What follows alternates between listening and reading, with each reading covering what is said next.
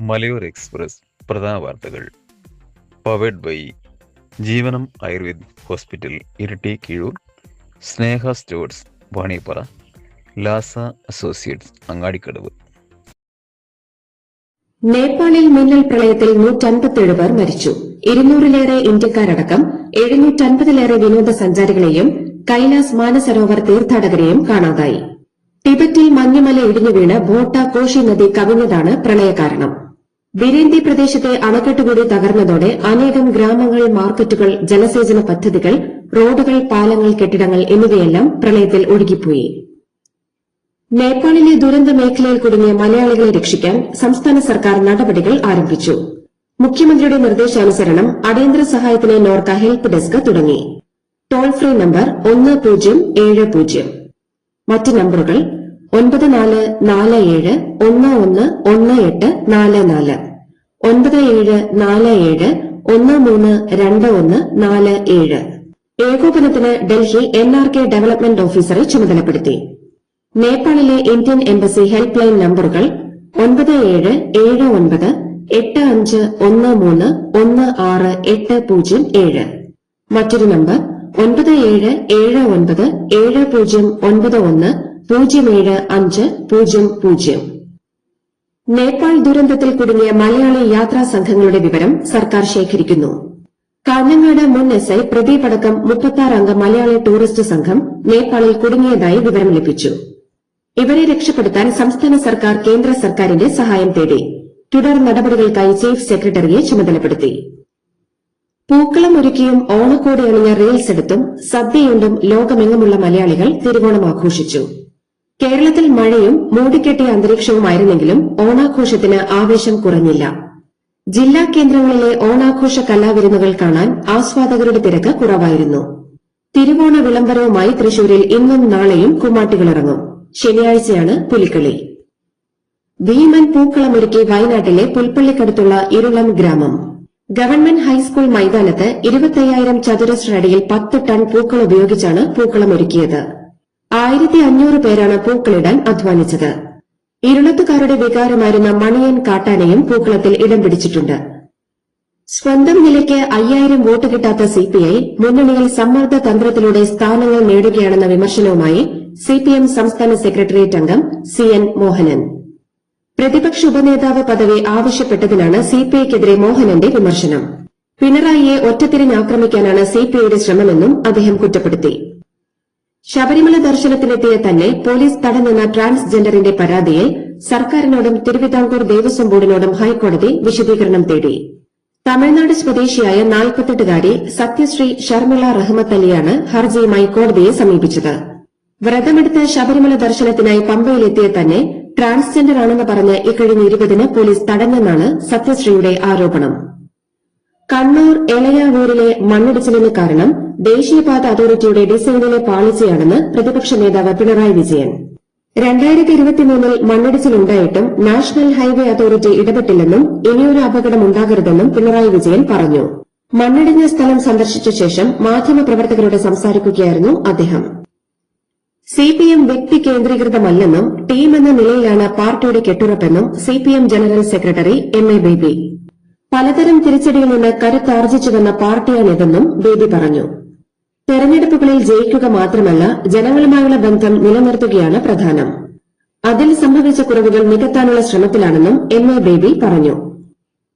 Palakkad railway division വിഭജനത്തിനെതിരെ പ്രതിഷേധവുമായി മലബാറിലെ UDF MPമാർ തിരുവോണനാളിൽ നിരാഹാര സമരം നടത്തി.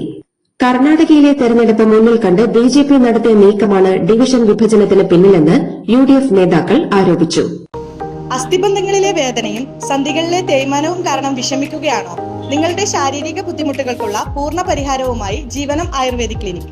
പരമ്പരാഗത ആയുർവേദ രീതിയും ആധുനിക അറിവുകളും സമന്വയിപ്പിച്ചുള്ള ശാസ്ത്രീയമായ ബോൺ സെറ്റിംഗ്, അസ്ഥികളുടെ ഘടന വീണ്ടെടുക്കുന്നതിനുള്ള ബോൺ അലൈൻമെന്റ് എന്നിവയാണ് ഞങ്ങളുടെ പ്രത്യേകത. വേദനകളില്ലാതെ, പാർശ്വഫലങ്ങളില്ലാതെ പൂർണ്ണ ആരോഗ്യം വീണ്ടെടുക്കാം. ജീവനം ആയുർവേദിക് ക്ലിനിക്, ആശ്വാസത്തിലേക്കുള്ള ശരിയായ പാത. ജീവനം, കീഴൂർ, ഇരിട്ടി. ശബരിമല സ്വർണ്ണക്കൊള്ളക്കേസിൽ അറസ്റ്റിലായ മുൻ ദേവസ്വം ബോർഡ് പ്രസിഡന്റ് PS പ്രശാന്തിനെ പനി ബാധിച്ച തിരുവനന്തപുരം മെഡിക്കൽ കോളേജ് ആശുപത്രിയിൽ പ്രവേശിപ്പിച്ചു. ബ്രെയിനിൽ രക്തസ്രാവവും കണ്ടതിനാൽ ചികിത്സ നൽകി. പൂജപ്പുര ജില്ലാ ജയിലിലായിരുന്നു പ്രശാന്ത് റിമാൻഡിൽ കഴിഞ്ഞിരുന്നത്. മുൻ അഡീഷണൽ ചീഫ് സെക്രട്ടറിയും മുതിർന്ന IAS ഉദ്യോഗസ്ഥനുമായിരുന്ന PH കുര്യൻ അന്തരിച്ചു. 67 വയസ്സായിരുന്നു. കോട്ടയം പാമ്പാടി സ്വദേശിയായ അദ്ദേഹം തിരുവനന്തപുരം മുട്ടടയിലായിരുന്നു താമസം. സംസ്കാരം ശനിയാഴ്ച ജന്മനാടായ പാമ്പാടിയിൽ.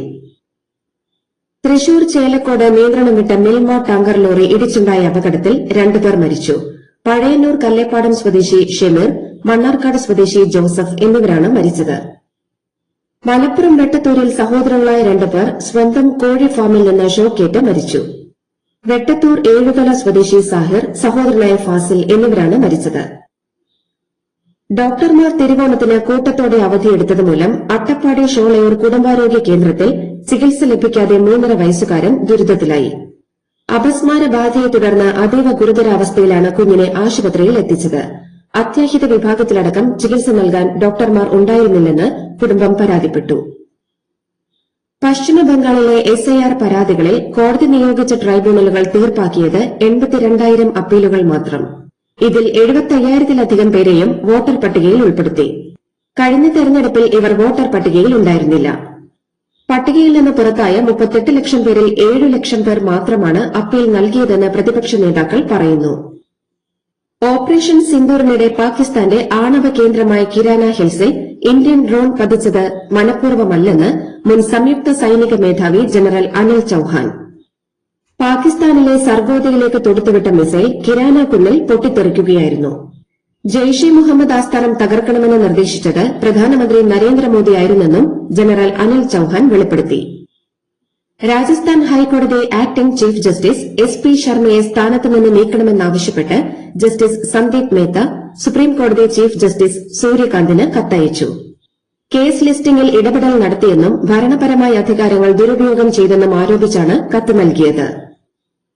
തെലങ്കാനയിലെ സൂര്യാപേട്ടിൽ സ്വകാര്യ ബസ് ലോറിയിലേക്ക് ഇടിച്ചുകയറി ബസ് യാത്രക്കാരായ 6 പേർ മരിച്ചു. മരിച്ചവരിൽ 5 പേർ സ്ത്രീകളാണ്. അപകടത്തിൽ പരിക്കേറ്റ 12 പേരെ ആശുപത്രിയിൽ പ്രവേശിപ്പിച്ചു. ഹിന്ദുസ്ഥാൻ എയ്റോനോട്ടിക്സ് ലിമിറ്റഡും സഫ്രാൻ ഹെലികോപ്റ്റർ എഞ്ചിൻസും ചേർന്ന് പുതിയ തലമുറയിലെ ഉയർന്ന ശേഷിയുള്ള ഹെലികോപ്റ്റർ എഞ്ചിന്റെ രൂപകൽപ്പന, വികസനം, നിർമ്മാണം, വിതരണം, ലൈഫ് സൈക്കിൾ സപ്പോർട്ട് എന്നിവയ്ക്കായുള്ള അന്തിമ കരാറിൽ ഒപ്പുവച്ചു. കേന്ദ്ര സഹായവുമായി ഇന്ത്യ. വ്യോമസേനയുടെ വിമാനത്തിൽ ദുരിതാശ്വാസ സാമഗ്രികളുമായി ആദ്യ സംഘം അർദ്ധരാത്രിയോടെയും മറ്റൊരു വ്യോമസേന വിമാനം ഇന്ന് പുലർച്ചെയും നേപ്പാളിലെത്തി. പ്രധാനമന്ത്രി നരേന്ദ്രമോദി നേപ്പാൾ പ്രധാനമന്ത്രി ബാലൻ ഷായുമായി ഫോണിൽ സംസാരിച്ചു. പ്രളയത്തിൽ ഇന്ത്യൻ ജനത നേപ്പാളിനൊപ്പം ഉണ്ടാകുമെന്ന് മോദി ഉറപ്പു നൽകി. നേപ്പാളിലെ മിന്നൽ പ്രളയം മൂലം അതിർത്തി സംസ്ഥാനമായ ബീഹാറിൽ നദിയിൽ പെട്ടെന്ന് ജലനിരപ്പ് ഉയരാൻ സാധ്യതയുണ്ടെന്ന് ദുരന്ത നിവാരണ വകുപ്പ് മുന്നറിയിപ്പ് പുറപ്പെടുവിച്ചു.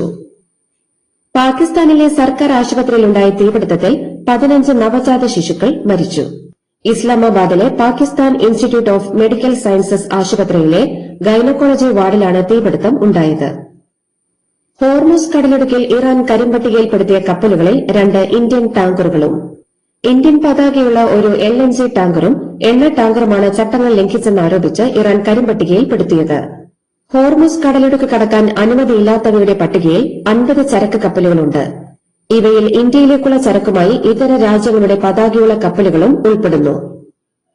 ഇറാനിൽ നിന്ന് എണ്ണ ഇറക്കുമതി ചെയ്ത 4 ഇന്ത്യൻ കമ്പനികൾക്ക് അമേരിക്ക ഉപരോധം ഏർപ്പെടുത്തി. ഇറാനെതിരായ സാമ്പത്തിക യുദ്ധത്തിന്റെ ഭാഗമായാണ് നടപടി. 3 ഇന്ത്യൻ പൌരന്മാർക്കെതിരെയും US ഉപരോധമുണ്ട്. ഇറാനുമായി $119 മില്യൺ എണ്ണ വ്യാപാരത്തിൽ ഏർപ്പെട്ടതിനാണ് 4 ഇന്ത്യൻ കമ്പനികൾക്കെതിരെ US ഉപരോധം. US ഓപ്പൺ മിക്സഡ് ഡബിൾസിൽ ടെന്നീസ് ഇതിഹാസം നൊവാക് ജോക്കോവിച്ചും സൂപ്പർ താരം ആര്യാന സബലങ്കയും ആദ്യ റൌണ്ടിൽ അട്ടിമറിക്കപ്പെട്ടു. ചെക്ക് റിപ്പബ്ലിക്കിന്റെ കാതറീന സിനിയാക്കോവ ബ്രിട്ടന്റെ ഹെൻറി പാറ്റൺ സഖ്യത്തോടാണ് പ്രഹരമേറ്റത്.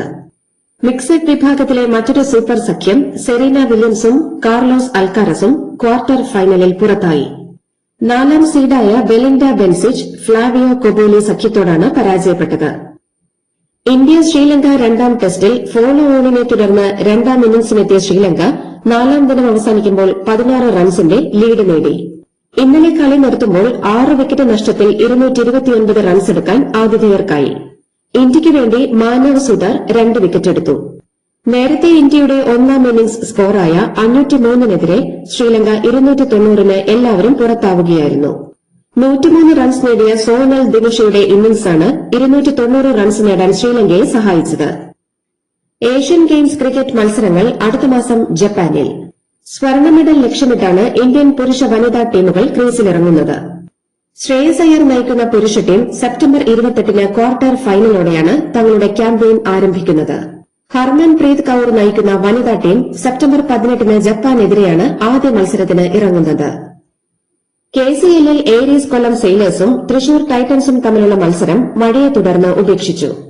ആദ്യം ബാറ്റ് ചെയ്ത കൊല്ലം സെയിലേഴ്സ് അഭിഷേക് നായരുടെ ഉജ്ജ്വല സെഞ്ചുറിയുടെ മികവിൽ 20 ഓവറിൽ 5 വിക്കറ്റ് നഷ്ടത്തിൽ 183 റൺസെടുത്തു. മറുപടി ബാറ്റിംഗിനിറങ്ങിയ തൃശൂർ 2 ഓവറിൽ 1 വിക്കറ്റ് നഷ്ടത്തിൽ 14 റൺസെടുത്ത് നിൽക്കെയാണ് മഴ മൂലം കളി തടസ്സപ്പെട്ടത്.